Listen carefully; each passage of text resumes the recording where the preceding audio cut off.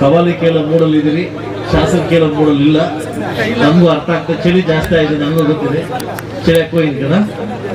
So ಅದರಿಂದ ಏನಿವತ್ತು ವರ್ಷ ತುಂಬಾ ಅದ್ದೂರಿಯಾಗಿ ತಾವೆಲ್ಲ ಏನು ಈ ಕಾರ್ಯಕ್ರಮ ಮಾಡ್ತಿದ್ದೀರಿ, ಎಲ್ಲ ನಮ್ಮೆಲ್ರಿಗೂ ಒಳ್ಳೇದು ಮಾಡಲಿ. ಮುಂದಿನ ದಿವಸಲ್ಲೂ ಕೂಡ ಎಲ್ಲ ಒಳ್ಳೇದು ಮಾಡ್ತಾರೆ. ಬಹುಶಃ ತಾಗೆಲ್ಲ ಗೊತ್ತಿರ್ತದೆ ಸಮೃದ್ಧಿ ಮಂಜುನಾಥ್ ಅಂದ್ರೆ ಏನು ಈ ಮುಸ್ಲಿಂ ಬಾಂಧವರಿಗೆ ದೂರ ಅಂತ. ದಯವಿಟ್ಟು ನಾನು ನೆನಕೋಬೇಡಿ, ನಾನು ಹಲ್ಲಮ್ಮನ ಅಂತ ಹೇಳ್ತಾ ಇದ್ದೀನಿ. ನಾನು ನಿಮ್ಗೆ ತುಂಬಾ ಹತ್ರ, ನಾನು ತುಂಬಾ ಹತ್ರ.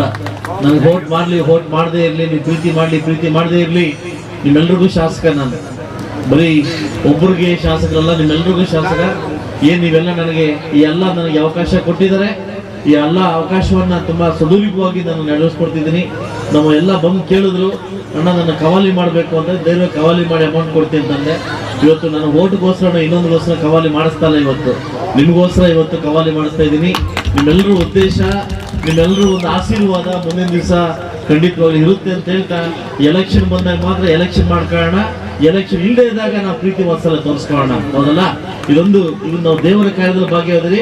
ಆ ಅಲ್ಲ ನಾವೆಲ್ಲ ಒಳ್ಳೇದ್ ಮಾಡ್ಬೇಕಂತ ಹೇಳ್ತಾ, ಇನ್ಶಾಲ್ಲ ನಿಮ್ಗೆಲ್ರಿಗೂ ಒಳ್ಳೇದ್ ಮಾಡ್ಲಿ ಅಂತ ಹೇಳ್ತಾ ಮತ್ತೊಮ್ಮೆ ನಿಮ್ಗೆಲ್ರಿಗೂ ಒಂದು ಸಲ ಮಾತು ಮುಗಿಸ್ತಾ ಇದ್ದೀನಿ.